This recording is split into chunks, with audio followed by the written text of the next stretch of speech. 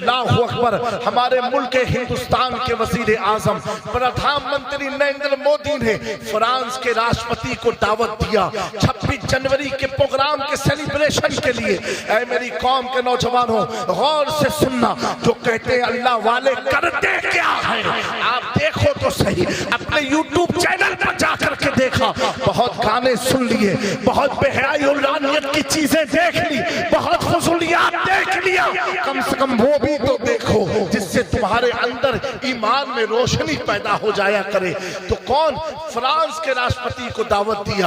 आप यूट्यूब पर जाकर के न्यूज को देखना, क्योंकि हमारे मुल्क हिंदुस्तान की मीडिया के पास तो इतना वक्त तो नहीं था, लेकिन यूरोप की मीडिया ने पूरा कवरेज किया है। जब फ्रांस का राष्ट्रपति, ऐसे मुल्क का राष्ट्रपति जिसे मैक्रोन कहा जाता है, दुनिया के 7 सुपर पावर मुल्कों में जिसका शुमार होता हो और उसकी पहचान, उसकी शनाख्त पूरी दुनिया में किस हैसियत से है, वो एंटी मुस्लिम के नाम से जाना जाता है। क्योंकि उसके दौर में कुरान फ्रांस में चलाया गया, उसके दौर में नबी पाक का मुजस्समा फ्रांस में बनाया गया, उसी के दौर में हमारी माँ बहनों के चेहरे से हिजाब को खींचा गया। फ्रांस का राष्ट्रपति हमारे मुल्क में आया, अभी भी वो राष्ट्रपति है। और आने के बाद हमारे वजीर आजम ने पूछा, क्यों पूछा? क्योंकि एक सुपर पावर कंट्री का ताल्लुक है फ्रांस। फ्रांस कोई मामूली मुल्क नहीं है।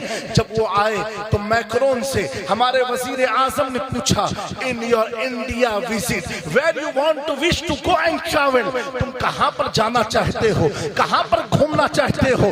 भारत में आए हो, अल्लाहु अकबर। लोग समझेंगे कहां गया होगा, कोई कहेगा ताजमहल देखने, कोई कहेगा लाल किला देखने, कोई कहेगा फला जहां देखने, कोई कहेगा फला आश्रम देखने। लेकिन सुनो, इस्लाम की ताकत क्या है, अल्लाह वालों की ताकत क्या है। जब राष्ट्रपति फ्रांस ये सवाल पूछा गया, जिसकी छवि पूरी दुनिया में एंटी मुस्लिम है, जब उससे हमारे मुल्क के वज़रा ने पूछा, तुम भारत में कहां घूमना चाहते हो, उस राष्ट्रपति ने कहा सुनो, मुझे जाना है एक जगह सिर्फ। कहा कहां जाना है?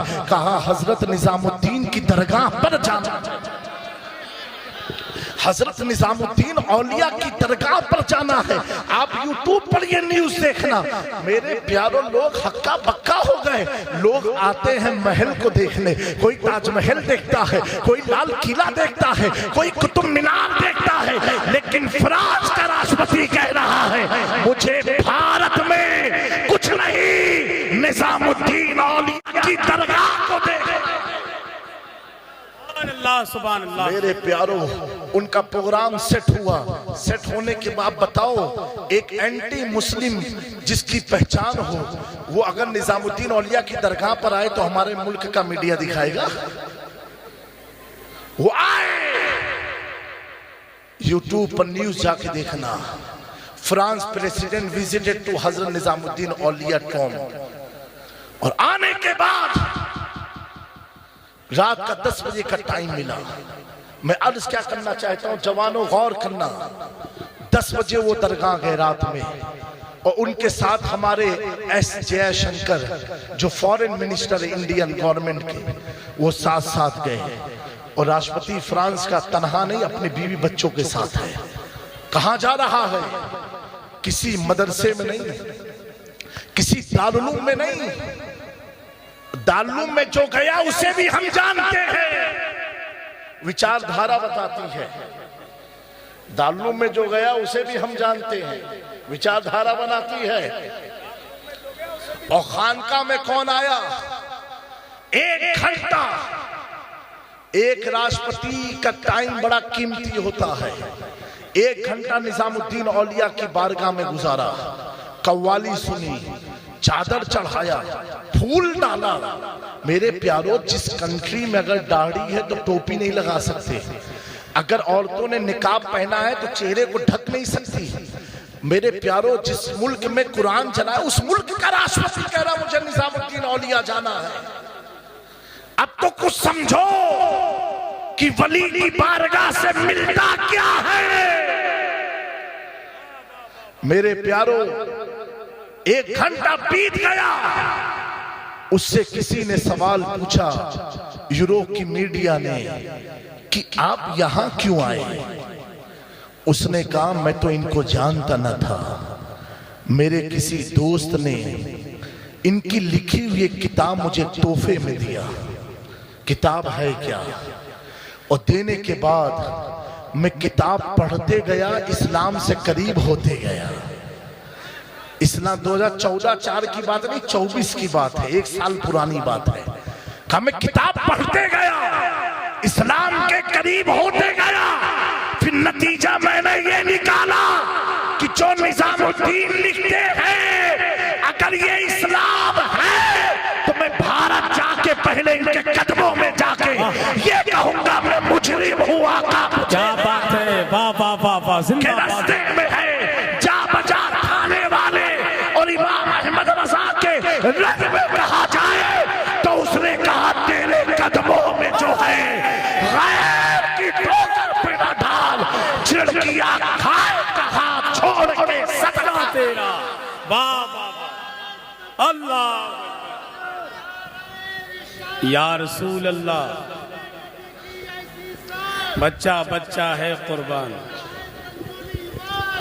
वाह रजा खान, सुभान हिंदुस्तान, सुभान। वाह भाई माशाल्लाह। तो पता चला प्यारो, उसी 2024 के सितंबर में जब मैं फ्रांस की पहले दौरे पर गया, वहां के उलमा ने बताया कि हजरत अभी बड़ा आसान है दाढ़ी टोपी लगा के घूमना।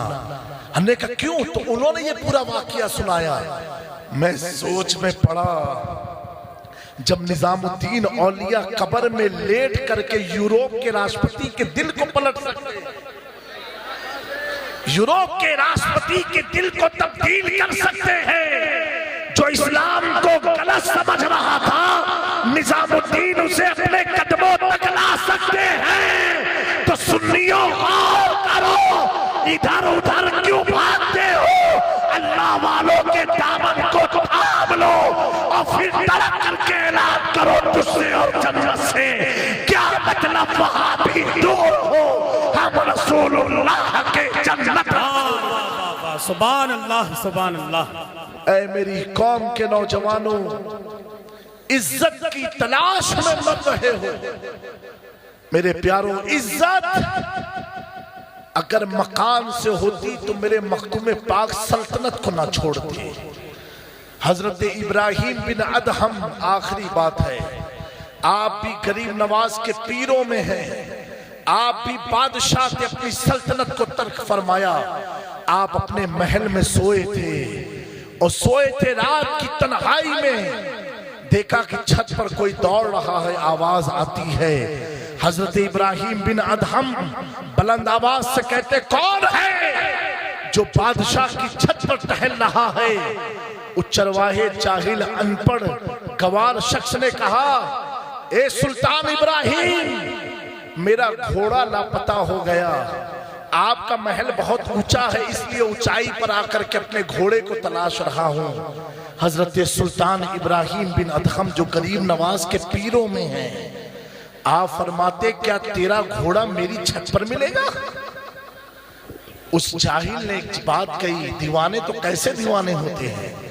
उसने कहा इब्राहिम, अगर तेरी छत पर तेरी छत पर मेरा घोड़ा नहीं मिल सकता है तो क्या तुझे नरम गद्दे पर सोने से तेरा रब मिल जाएगा? हजरत इब्राहिम बिन अदहम फरमाते हैं वो जाहिल तो था, लेकिन इसका ये जुमला इतना साहिराना था कि मेरे दिलों पर जादू की तरह असर किया। और मैं उठ के बैठा, मुसल्ला लगाया, रब की हुजूर रोता रहा, यहां तक कि मैंने अपनी सल्तनत को तर्क कर दिया। पता क्या चला दोस्तों, अगर बादशाह होते तो मुमकिन था कि दुनिया भुला देती, लेकिन अल्लाह की रज़ा में बादशाहत को छोड़ा